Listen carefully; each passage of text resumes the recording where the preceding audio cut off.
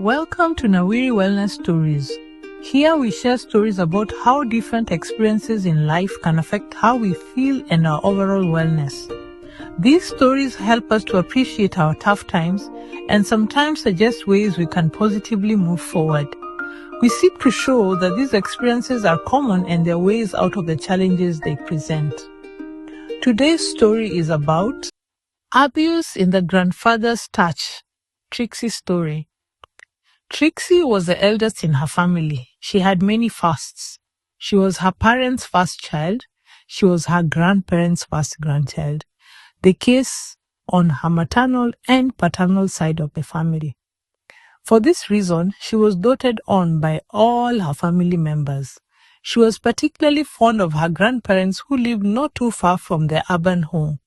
They lived in their own compound with ample space for Trixie to run around when she visited. This was quite in contrast to the apartment in town where there was limited space for play.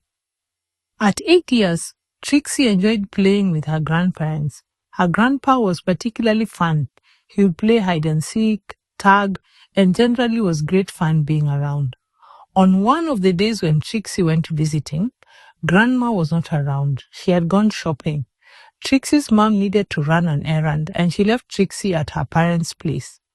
Her dad mentioned that Grandma would be back shortly and so it was okay to leave Trixie. Off went Trixie's mom to attend to her errand. Trixie was ready for her fun with Grandpa. They ran around in the compound and then after a while, Grandpa asked that they go home to get some refreshments.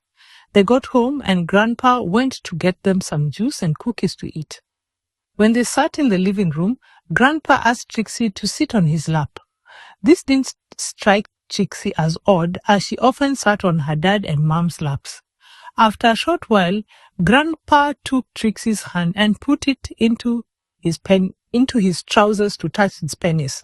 This perturbed Trixie, as she had been taught that this is a private part. She looked up at Grandma questioningly and even tried to pull back her hand.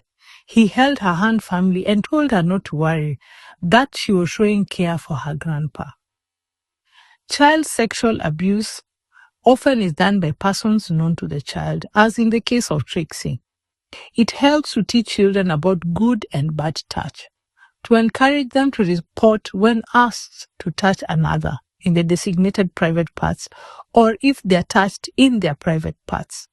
It's also important to encourage them to let you know when this happens, even if the abuser tells them that they will hurt you, the caregiver, if the child tells. Further, abusers tend to tell the children that the sexually abusive acts are a secret for the child to keep with them. Children need to be encouraged not to have secrets that relate to inappropriate touch. These messages need to be told to children not in one sitting, but progressively as they grow. The depth of information needs to be aligned to the developmental stage. Have you experienced inappropriate touch by persons known or unknown to you? Did you get an opportunity to share with a trusted adult and have something done about it? Would you like to share your story? You could reach us on 0745 Nawiri, that is 0745 629 474, or email nawiriwellness@gmail.com, or on our social handles @Nawiri Wellness.